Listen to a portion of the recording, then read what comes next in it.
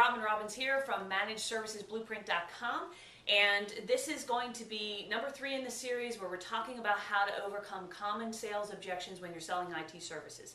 And as a little reminder, with the other post, there's a little worksheet that you can download that's right below this video to follow along. I recommend you print that out and follow along with me here. So hopefully you've watched the first blog post and the second blog post, because they're all kind of building on each other. And we already talked about how to address objections so that you look at them as unanswered questions instead of these bad negative things. They're actually buying signs, and you should be more concerned about indifference than getting objections. And I also, in a previous post, gave you a little script that you can go over to turn an objection into a question and answer it in a very elegant way.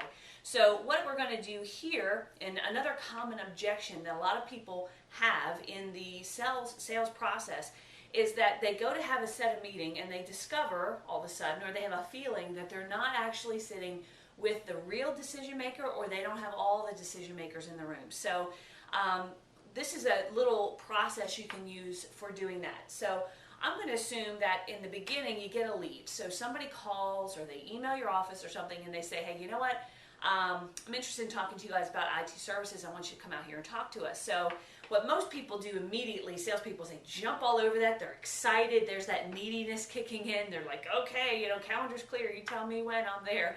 And that's kind of a bad way to start it. What I actually recommend my clients do is take every prospect through a questionnaire process before you even go out to meet with them, to assess the situation. Are they a good, valid prospect? What are they looking for? Just get a general feel. So one of the first things you want to do, once you've determined this is a good, qualified prospect that you believe you can help based on what you know, is you want to negotiate an agenda. So what you do when they first get the call, you would do a little bit of inquiries. You'd kind of ask them about what's going on. I don't have time to get into that whole questionnaire. It's a process I give my clients that's in the blueprint, actually. But you want to negotiate an agenda for that first meeting, because you got to remember this too, that prescription without diagnosis is malpractice. So when you're going into a sales meeting, it is important that you get all the decision makers, or all the people who are the decision makers or maybe key influencers, in the same room at the same time, because especially if there's multiple decision makers, because in most companies what will happen is the CEO will just turn to his office person or his VP or his CFO and say, hey, go find us some tech support, or go find someone to support these computers. And off they go, and they start getting RFPs. And then the CEO says, well, just give me the proposals or make a recommendation. Now the problem with that is, I don't know of any CEO, maybe you would agree with me if you've been selling managed services, I don't know of any CEO who's not going to want to be involved at some level on deciding who's touching their network, who's supporting it, what they're paying, their budget, and everything else. So in order for you to make an accurate and good sort of diagnosis or prescription, you're going to need all those decision makers in the room, because how else are you going to know what's important to them, what they want?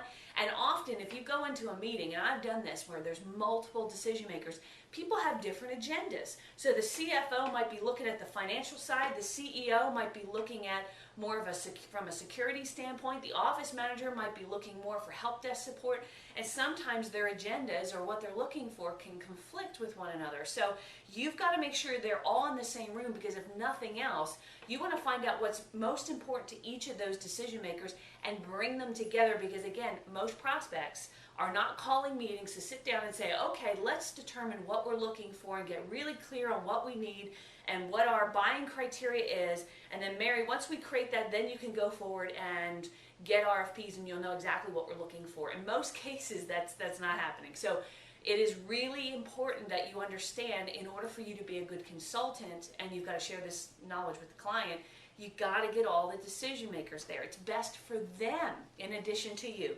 So right here I've given you a little questionnaire, and you can learn this, or you can be on the phone and you could be reading this the next time you get a lead. And it says, so you go through your mini pre-qualification questionnaire on this new lead, and then you say, in addition to yourself, who else is involved with the decisions about your computer network?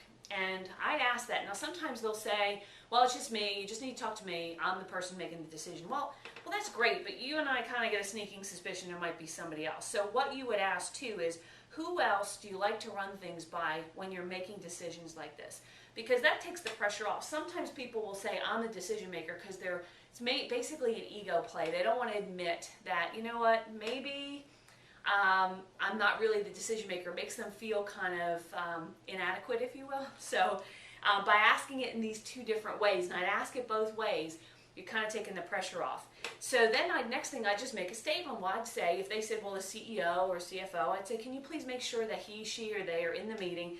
Because we found from our experience that they typically want to be in the meeting before we go poking around in their network, and we need to get their answers to a few questions we have.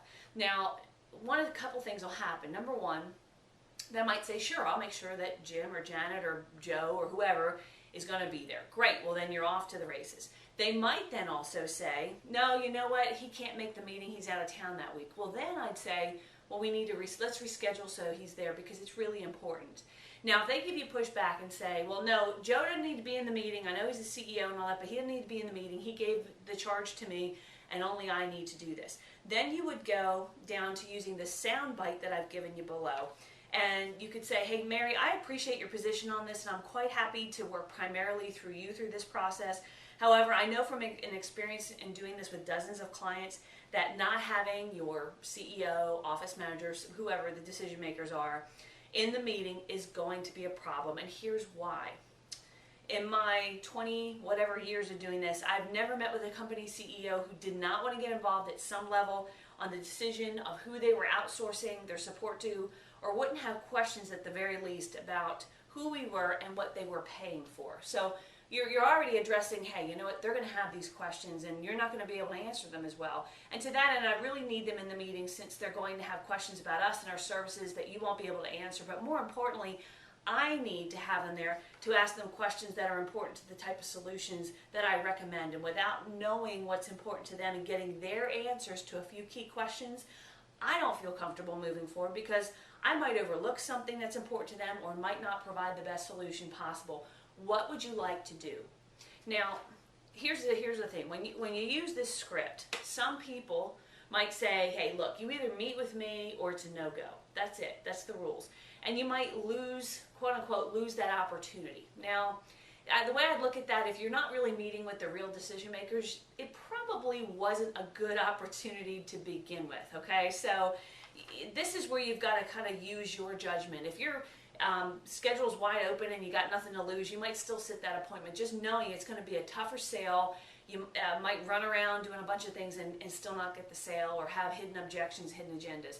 But if you are using your marketing and you have sufficient deal flow, which means you've got enough prospects coming in where you don't have to sit those crappy, low probability prospect kind of meetings, then this is an ideal soundbite. You really have to take a stand. So again, this is a very elegant way of addressing that concern before you go out and meet with the prospect. Because again, if you're agreeing to this meeting and you get out there and find out they're not the decision maker, you're kind of hosed at that point. You know, you might not be able to close the sale. You might, but you might not. It is a low probability prospect. So again, hopefully that script will help you. I'd love for you to try it out.